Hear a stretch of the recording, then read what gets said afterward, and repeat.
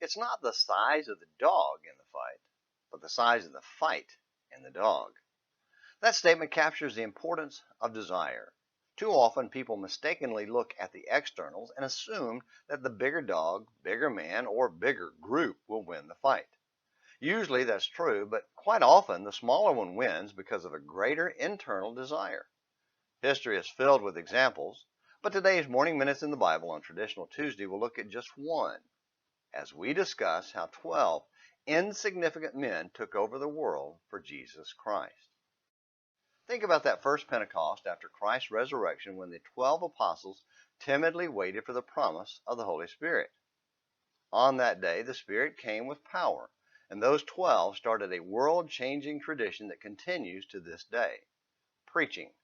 Not insipid, weak, and hopeless preaching, but powerful, mind-challenging, and life-changing preaching.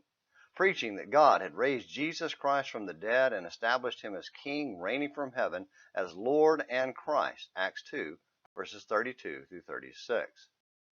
On that first Sunday, 3,000 were baptized into Christ because Peter and the other 11 told them about Jesus and his power to save them from their sins, Acts 2, verses 37 through 41. And for 2,000 years, that tradition has continued as all across the world, the gospel of Jesus is preached with power and impact. Sometimes muted, but the power is still there in the message of salvation in Jesus. But is it possible that preaching has become so muted that it has lost its power and impact here in America?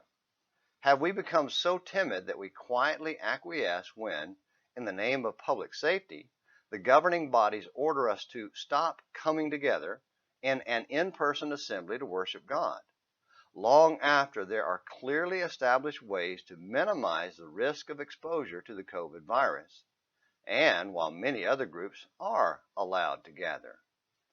But in an act of breathtaking inconsistency, some boldly used God's name on this public platform to rebuke those who choose to assemble in person and worship God despite the risk of offending the world.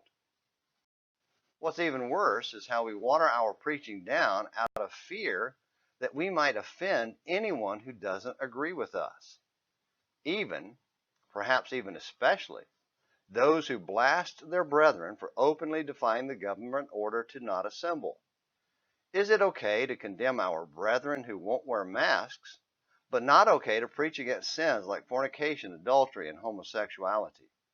Is it okay to judge a brother for insisting on meeting in a building to worship God, but not okay to even question those who refuse to believe and obey and assemble? Why? Is it because we're not afraid of our brethren but scared to death of the world?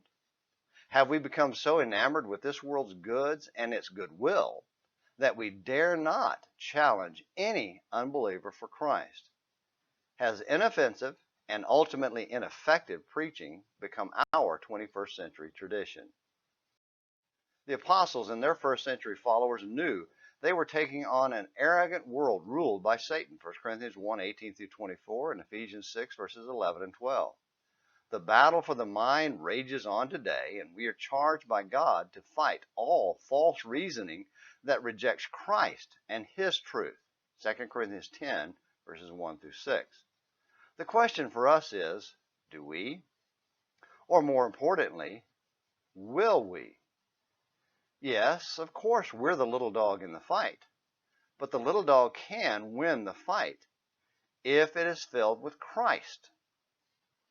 Just some thoughts about preaching for Morning Minutes in the Bible on Traditional Tuesday. Until tomorrow, this is James McClenny hoping you have a great day.